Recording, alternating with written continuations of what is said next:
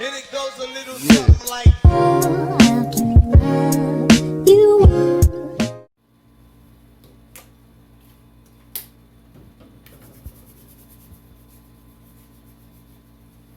Good day, sir. I'm Nurse Kristel and I am your nurse for today. Sir, may I know what is your name? Josh Ray, How about your age, sir? 30 years old. Okay, Sir Josh Ray, please allow me first to close your curtains for your privacy. Is it okay with you? Yes. And then before applying the procedure, always explain the procedure to your patient.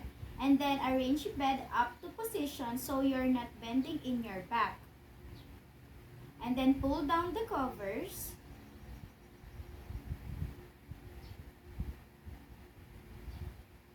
Okay. Pull down the covers. And then bend the knees of your patient, but most of the patient can do this. And then expose the area. And then I have the Foley catheter here. And then we need to open this. Open the plastic package of the Foley catheter kit. And then discard to the trash can. And then assume that there is another cover for this Foley catheter. And then you need to start away from you. And then side to side. Open side to side. And then toward yourself. And then rotate slightly the Foley catheter. Okay. And then first thing, we have the gloves here, the sterile gloves. And then take the gloves and then put it on your hands. Okay. Okay, and then this 1-inch part of the folded paper of the sterile gloves is considered as non-sterile. Okay, and then put it properly, the sterile gloves, in your hands.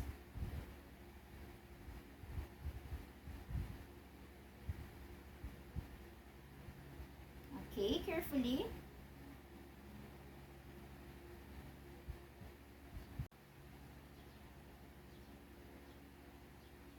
And then put the left hand or left part of the sterile gloves.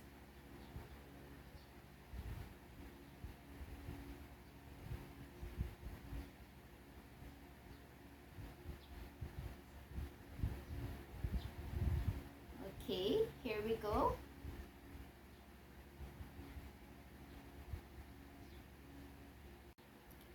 Okay, and then your hands are considered as sterile now, so you can now touch the other parts of the catheter, and then you can now start discard the packaging.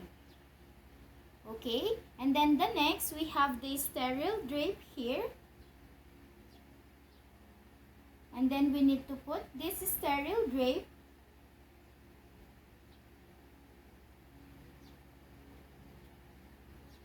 to the down part of your patient. Okay, I will use the non-dominant hand. And then secondly, we have the another drape here, the diamond shaped drape. And then we need to put this drape inside the male organ of our patient like this. Okay, don't touch anything. And then another part of the catheter is we have the 3 cotton balls here. Okay, and then we have the betadine, and then we need to tear off the betadine and put to the cotton balls. Okay, and then we also have the tweezers here to get the cotton balls if we needed. And then we have the lubricant water soluble. And then also we need to tear off, or we need to open this, and then we need to put inside the kit. Okay. Then we need to put like this. Okay? And then get the kit. Okay? And then some kits will even tell you that you need to attach the syringe so that you can test the balloon, and some kits says that you don't to do that. So we have the Foley catheter here, and I recommend that we need to pull out the plastic or the cover of the Foley catheter and then discard it to the trash can. And then there is instruction that you need to test the balloon. When it says you need to test the balloon, this is what I mean. Let me show you. Okay? Get the syringe first and then attach it to the red part of the Foley catheter. Okay, and then inflate some air, and then you can now attach it to the red part of the Foley catheter, and then look at the balloon, and then you can now push the syringe. Here we go. This is what I mean. Okay, this is how we get to test the balloon. Okay, and then close again the syringe.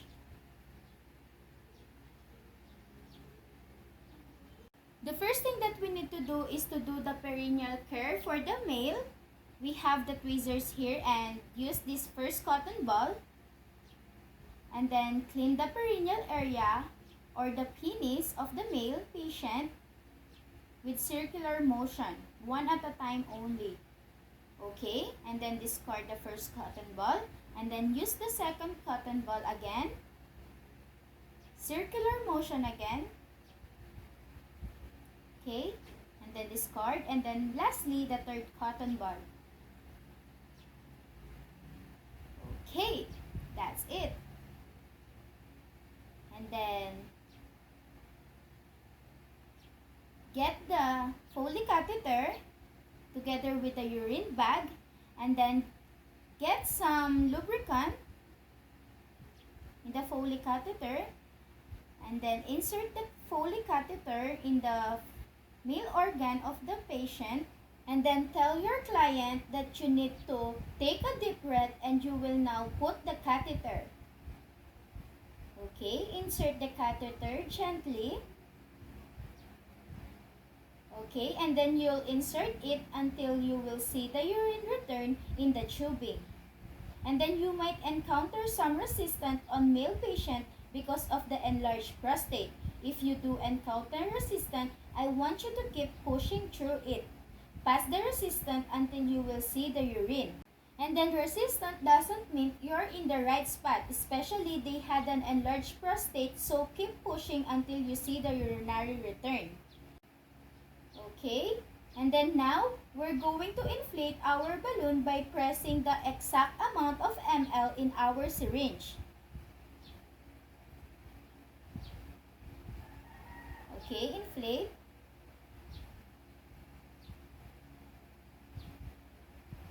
Okay, and then now we can now disconnect the syringe. Okay, now we need to attach it to the bed. It's very important that we do not hook this on a movable part of the bed like side rails. We want to attach it into a immobile part of the bed and below the level of the patient's hip. If we were to do it like up here or something like that, okay, that's gonna cause backflow of the urine, which is gonna cause retention and pain for the patient and possibly infection. Okay, we're done.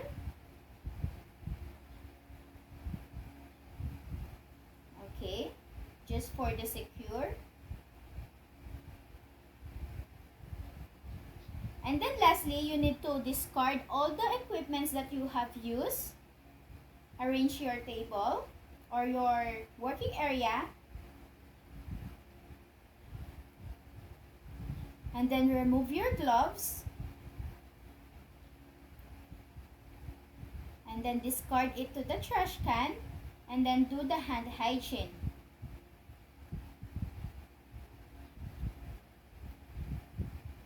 And then don't forget to document all your findings or all the procedures that you have done.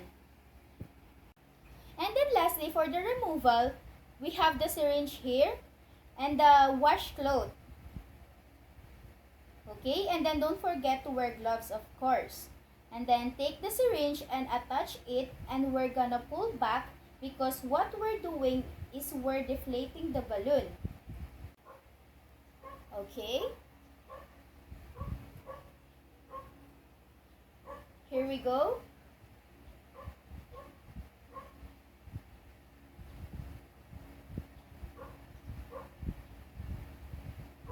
That's it.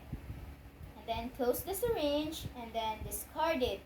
And then lastly, we need this washcloth. And then tell your patient to take a quick deep breath and then put the washcloth underneath in 1, 2, 3. Okay, that's it. And then remove the urine bag.